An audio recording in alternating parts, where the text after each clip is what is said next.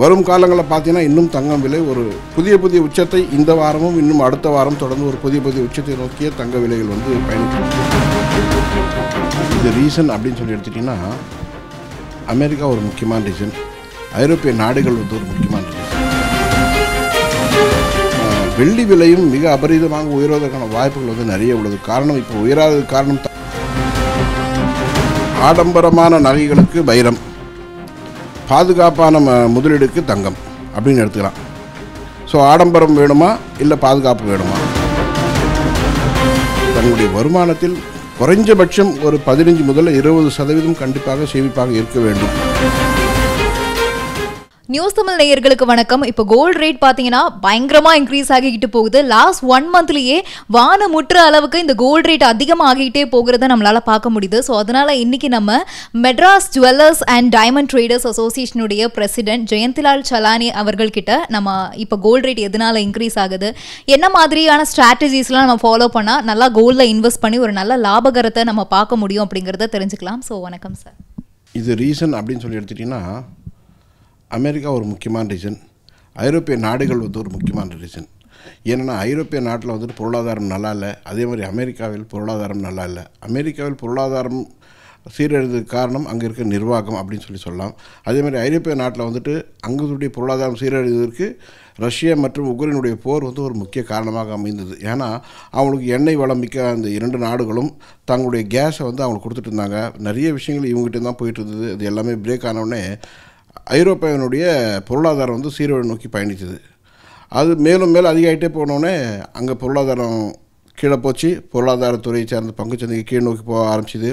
ஏற்கனவே கோவிடுடைய தாக்கம் வந்து ஒரு பெரிய அளவில் நடைபெற்ற இந்த சூழ்நிலையில் பிற்பாடு வந்த இந்த போர் வந்து ஏறக்குறைய இன்று 1 வருடத்துக்கு மேலாக தொடர்ந்து நீடித்து வருவது இந்த சீரழிவுக்கு ஒரு பெரிய காரணம்.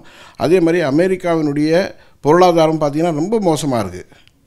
நம்ம நினைக்கிற மாதிரிலாம் அமெரிக்கா ஒரு பெரிய சுபிட்சமான நாடு அப்படிங்கிறதுலாம் இல்லை. ரொம்ப பொருளாதாரத்தில் மிகவும் வந்து கீழ் நோக்கி போய் கொண்டிருக்கிற ஒரு நாடு. இனி வரும் காலங்களில் இன்னும் பெரிய அளவில் அது வந்துட்டு பெரிய சிக்கலை சந்திக்கக்கூடிய நாட்கள் வந்து வெகு தொலைவில் இல்லை. அங்கே வந்து ஃபெடரல் கூட்டமைப்புன்னு சொல்லி ஒன்று இருக்குது. அந்த ஃபெடரல் கூட்டமைப்பு வந்து ஒரு மாதமும் 2 அல்லது 3 தடவை வந்து அவங்க மீட்டிங் வைப்பாங்க. அந்த மீட்டிங்கில் வந்து நாட்டுடைய பொருளாதாரம், வர்த்தகம், வேலைவாய்ப்பு இதை பற்றியெல்லாம் நிறைய வந்து டிஸ்கஸ் பண்ணுவாங்க. அப்போ வேலைவாய்ப்பு எதை மாதிரி இருக்குது அப்படின்னு சொல்லி அவங்க ஒரு கணக்கீடு எடுத்து அந்த கணக்கீடை வெளியிடுவாங்க. அதே மாதிரி பொருளாதாரம் எப்படி இருக்குங்கிறது ஒரு கணக்கீடு எடுத்து அதை வெளியிடுவாங்க. வேலைவாய்ப்பு, பொருளாதாரம் மற்றும் உற்பத்தி இதுக்கான அந்த குறியீடுகள்லாம் பார்த்திங்கன்னா சாதகமற்ற சூழ்நிலை தான் போய் கொண்டிருக்கிறது. அப்படின்னு பார்த்திங்கன்னா வரும் காலங்களில் இன்னும் ஒரு மோசமான நிலைமை உருவாகும். அப்படிங்கிறதுக்காக பொருளாதாரத்துறை அல்லது உற்பத்தித்துறை அல்லது வேலைவாய்ப்புக்கான துறையை சார்ந்த பங்குச்சந்தையில் வந்து முதலீடு செய்வதை தவிர்த்து தங்கத்தின் மீது முதலீடு செய்ய தொடங்கியிருக்கிறார்கள். அதனால் தான் தொடர்ந்து தங்கம் விலை உயர்ந்து வருகிறது. வரும் காலங்களில் பார்த்தீங்கன்னா இன்னும் தங்கம் விலை ஒரு புதிய உச்சத்தை இந்த வாரமும் இன்னும் அடுத்த வாரம் தொடர்ந்து ஒரு புதிய உச்சத்தை நோக்கிய தங்க விலைகள் வந்து பயணிக்கும் அப்படின்றது ரொம்ப தீர்க்கமாக சொல்லலாம். ஓகே, இப்போ அதே மாதிரி இன்னும் கொஞ்ச நாளில் இந்த 10 கிராம் தங்கமே 70,000 தொற்றும் அப்படிங்கிற மாதிரிலாம் சொல்கிறாங்க. அதுக்கு சாத்தியங்கள் இருக்கா? நிச்சயமாக 10 கிராம் தங்கம் 70,000 பயணம் வந்து இந்த மாதத்துலேயே இருக்குது. ரொம்ப நீண்ட நாட்கள் வந்து அதுக்காக காத்திருக்க வேண்டாம், இந்த மாதத்துலேயே இருக்குது. இன்னொன்று ஒரு முக்கியமான விஷயம் வந்துட்டு வெள்ளி விலையும் மிக அபரிதமாக உயர்வதற்கான வாய்ப்புகள் வந்து நிறைய உள்ளது. காரணம் இப்போ உயராத காரணம் தங்கம் எவ்வளோ தூரம் பயணிக்குதோ அதனோடு தொடர்ந்து வந்து வெள்ளி வந்து பயணிக்கும். ஆனால் வெள்ளி வந்து பயணிக்காமல் அதே இடத்துல தான் நிற்கிது. காரணம் என்னென்னா சைனா வந்து பெருமளவில் தன்னுடைய கையிருப்பில் உள்ள வெள்ளியை வந்து விற்பனை செய்து கொண்டிருக்கிறது உலக சந்தையில். அது எப்பொழுது நிறுத்தப்படுகிறதோ அப்போ பார்த்திங்கன்னா வெள்ளி வந்து ஒரு அபரித வளர்ச்சியில் புதிய பரிமாணத்தில் அதை நோக்கி பயணிக்க தொடங்கும். அதனால் வெள்ளி விலையும் தங்கத்தை போல பெருமளவில் உயர்வதற்கு வாய்ப்புகள் உள்ளது. ஒரு 80,000 ரூபா கிலோ இருக்கிறதா வச்சுக்கோங்க, அதான் இருக்குது. இந்த மாதத்துலேயே பார்த்தீங்கன்னா ஏறக்குறைய 90,000 ரூபா ஒரு கிலோ வரலாம். ஒரு கிலோவுக்கு 10,000 ரூபாய் உயரலாம். ஒரு கிராமுக்கு வந்துட்டு பார்த்திங்கன்னா 10 ரூபாய் உயரும். இதெல்லாம் வந்து பெரிய உயர்வு அப்படின்னு சொல்லலாம். ஸோ இது மாதிரியான விஷயங்கள் தான் வருங்காலில் வந்து விரைவாக நடக்கக்கூடிய ஒரு வாய்ப்புகள் வந்து உள்ளது. டாலருடைய அந்த ரேட்டு ஏறும்போது கோல்டு அதை எப்படி அஃபெக்ட் பண்ணுது? இந்தியாவை பொறுத்தவரை மதிப்பு சரியில்லை. உலக சந்தையில் வந்து டாலருடைய மதிப்பு வந்து சரிந்து கொண்டு தான் வருகிறது. அப்படிப்பட்ட ஒரு சூழ்நிலை வந்தால் பெரும்பாலான முதலீட்டாளர்கள் தங்களுடைய டாலரை வந்து மதிப்பு சரியும் போது என்ன பண்ணுவாங்கன்னா அது வந்து தங்கமாக மாற்றிப்பாங்க. ஏன்னா டாலரை வச்சு தான் அதோடைய வேல்யூ குறையும். ஸோ வேல்யூ குறையக்கூடாதுன்னு சொன்னால் அந்த டாலர் அவங்ககிட்ட இருப்பு இருக்கிறது மொத்தமே தங்கமாக மாற்றுவாங்க. அது மாதிரியான ஒரு சூழ்நிலை தான் இப்போ நிலவி கொண்டு வருகிறது. தங்களிடம் இருப்பில் உள்ள பேங்க்கில் உள்ள அந்த டாலரை வந்து கோல்டாக மாற்றுறாங்க. அது மாற்றும் போது அந்த கோல்டுக்கு உண்டான டிமாண்ட் கூடுது. வரும் காலங்களில் கோல்டு வந்துட்டு ஒரு புதிய உச்சத்தை போகும் அல்லது நிறைய லாபத்தை தருங்கிற மாதிரியே ஒரு கணக்கு இருக்குது. அதனால தான் தங்கத்தின் மீது தொடர்ந்து முதலீடுகள் அதிகரிக்கிறது. டாலர் வந்து வருங்காலங்களில் உலக சந்தையில் வந்து சரி. அதிகமாக வந்துட்டு கோல்டில் இன்வெஸ்ட் பண்ணுறதுனால தான் கோல்டுடைய டிமாண்டுமே இந்தளவுக்கு அதிகரிக்குதுன்னு சொல்கிறீங்களா? நிச்சயமாக உலக மக்கள், உலகத்தில் இருக்க எல்லா நாடுடைய பொதுமக்களும் மற்றும் அரசாங்கமும் பெரிய நிதி சார்ந்த கம்பெனிகள் எல்லாமே தங்கத்தின் மீது மட்டுமே முதலீடு செய்கின்றன. ஏன்னா உலகத்தினுடைய உண்மையான கரன்சி எதுன்னு பார்த்தீங்கன்னா தங்கம் மட்டும்தான் உண்மையான கரன்சி. அதுதான் எல்லா நாடுகளாலும் ஏற்றுக்கொள்ளப்பட்ட. இன்றைக்கி எப்படி நம்ம வந்து டாலரை வந்து உலக கரன்சியாக ஏற்றுக்கிறோம், அதே மாதிரி தங்கத்தை வந்து உலகத்துடைய உண்மையான கரன்சியாக அதை எடுத்துகிட்ருக்காங்க. அதனால தான் டாலரை கூட மாற்றி தங்கமாக மாற்றும் போது அப்போ தெரியும் டாலருடைய விலையை விட டாலருடைய மதிப்பை விட தங்கத்துடைய மதிப்பு தான் சிறந்தது அப்படிங்கிற மாதிரி. அதனால தான் வரும் எதிர்காலங்கள் வந்து தங்கம் ஒரு புதிய உச்சத்தை நோக்கி பயணிக்கும் அப்படின்னு சொல்கிறோம். என்ன மாதிரி ஸ்ட்ராட்டஜியை மக்கள் வந்துட்டு ஃபாலோ பண்ணி கோல்டில் இன்வெஸ்ட் பண்ணால் அவங்களுக்கு லாபகரமாக இருக்கும்? இப்போ விலை வந்து அபரீதமாக ஏறும்போது மக்கள்கிட்டே வந்து ஒரு பதற்றமான ஒரு பயமான ஒரு சூழ்நிலை இருக்கும். ஆனால் இந்த விலையில் கூட தாங்களுக்கு தேவையான அளவு தங்கம் வாங்குவது என்பது எந்த விதத்துலையும் நஷ்டத்தை ஏற்படுத்தாது. அவர்கள் இப்போ விலை ஏறி போச்சு, ஒரே நேரத்தில் ஒரு சவரன் வாங்கினா 50,000 கூடுதலாக, அதாவது நீங்கள் கூலி சேதாரம் எல்லாம் போட்டிங்கன்னா ஒரு சவரன் 60,000, அதாவது கூலி சேதாரம் மற்றும் விற்பனை வரியெல்லாம் போட்டிங்கன்னு சொன்னால் 60,000 வரும். இந்த 60,000 ஒரே தடவை போய் ஒரு சவரன் வாங்குறது பொதுவான நடுத்தர மக்களுக்கு சாத்தியமற்ற ஒரு சூழ்நிலை. அதனால் அவங்க வந்துட்டு இந்த எல்லா பெரிய நிறுவனங்களையும் பார்த்தீங்கன்னு சொன்னீங்கன்னா, இல்லை எல்லாம் நல்ல சிறந்த நிறுவனங்களை பார்த்தீங்கன்னா நகை சிறு சேமிப்பு திட்டம்னு இருக்குது. அந்த சிறப்பு சேமிப்பு திட்டத்தில் சேர்ந்து கொஞ்சமாக சேர்த்து அந்த வருட முடிவில், அதாவது 11 மாத முடிவில் வந்து ஒரு 50,000 60,000 காசு சேரும். அதுலேருந்து வாங்கிக்கிறது தான் நல்லது.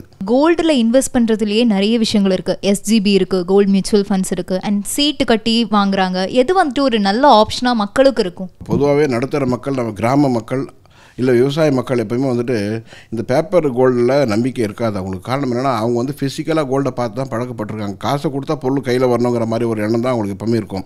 ஸோ அப்படிப்பட்ட ஒரு மக்களுக்கு வந்து இந்த பேப்பர் கோல்டு வந்து எப்போவுமே வந்து கை கொடுக்கவே கொடுக்காது. ஏன்னா அவசர தேவைக்கு விற்பனை செய்யும்போது அதுக்கு நிறைய ஃபார்மாலிட்டிஸ்லாம் இருக்குது.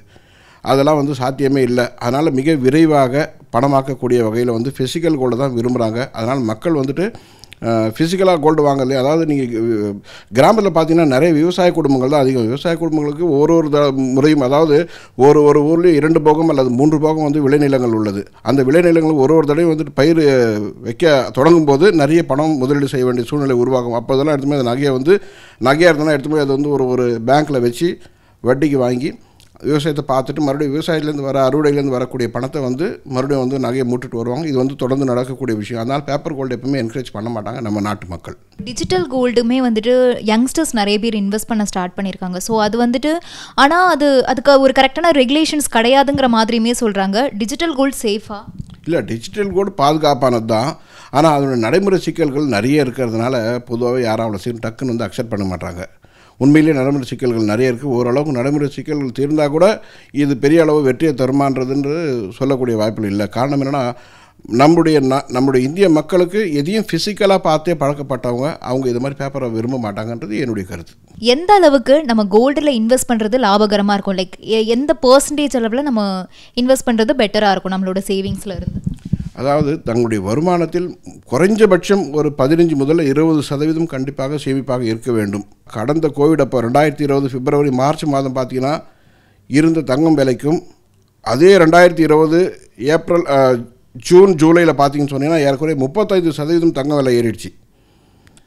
எல்லா மார்க்கெட்டும் சரிந்தது, பங்குச்சந்தை சரிந்தது, துணிக்கடை சரிந்தது, எல்லா வியாபாரமும் ஸ்தம்பித்தது, எல்லாம் போச்சு. ஆனால் தங்கம் மட்டுமே ஒரு சைடில் போயிட்டு 35% விலை ஏறிச்சு. அப்படின்னு சொன்னால் தங்கத்தை தான் முதலீடு செய்யணுங்கிற மாதிரி எல்லாம் எல்லாருக்கும் வந்திருக்கு.